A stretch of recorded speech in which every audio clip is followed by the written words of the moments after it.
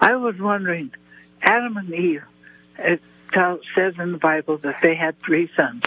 And I'm wondering, where did they find wives for them if Adam and Eve were the first people on earth? Well, the Bible doesn't say they just had 3 sons. As a matter of fact, the Bible is very clear that they had other children. And because of that, we know, it says in verse 20 of Genesis 3, Eve was the mother of all living, and not only were there Cain and Abel, who are very clearly pointed out because they had such a dramatic situation, but the Bible's clear that they had other children. And because of that, and they lived to be over 900 years old, they had a lot of time and a lot of health in a world that really sustained different kinds of healthy bodies the way our world does not. And they had dozens and dozens of children, I'm quite sure, over the hundreds of years that they were fertile and having children. So they got their spouses from this family that was exponentially growing. Let's just think about 900 years. Think about that. Let's think about 200 years. Go back 200 years in time. How long does it take for 2 people who are having healthy children that are growing up in a matter of a couple of decades, able to take on spouses and have children? You have no problem with a gene pool that's corrupted. It's freshly made by God. No problem marrying your sister or your half-sister. It may be icky in our minds, but I think God has helped us get there. And actually, by the time we got to the Mosaic Law, he said you can't marry your sister, but it was happening because it needed to happen. And you've got all kinds of people. It could be your niece or your second cousin that you end up marrying because the procreation is taking place for hundreds of years.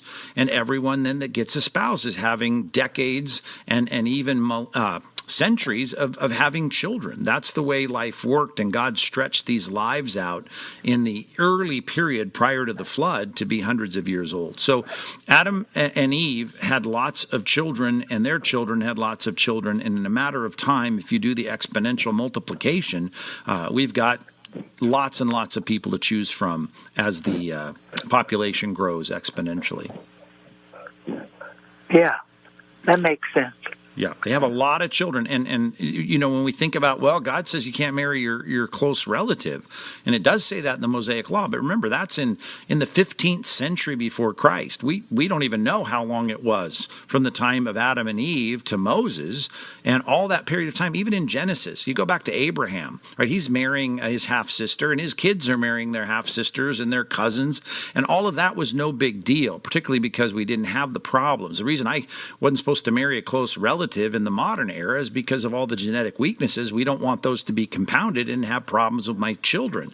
And that is, certainly important in a gene pool that's been copied so many times. Like taking a picture, putting it on the copy machine at work and making copies of copies, not from the same original, but copies of copies. And that's what's wrong with our gene pool today. And in reality, we know that God is creating something that's healthy and robust. And of course, in Genesis 3, we get all the genetic problems that come with God cursing the ground, the stuff that human beings are made of, and we start to have problems, but those problems were very minuscule at the beginning, and we had centuries of productivity and reproduction taking place with everyone in the beginning of Genesis. So yeah, they married their close relatives, which is abhorrent to us, or at least icky to us, but it wasn't to them, and God was blessing the fruitfulness and the fertility of the early world.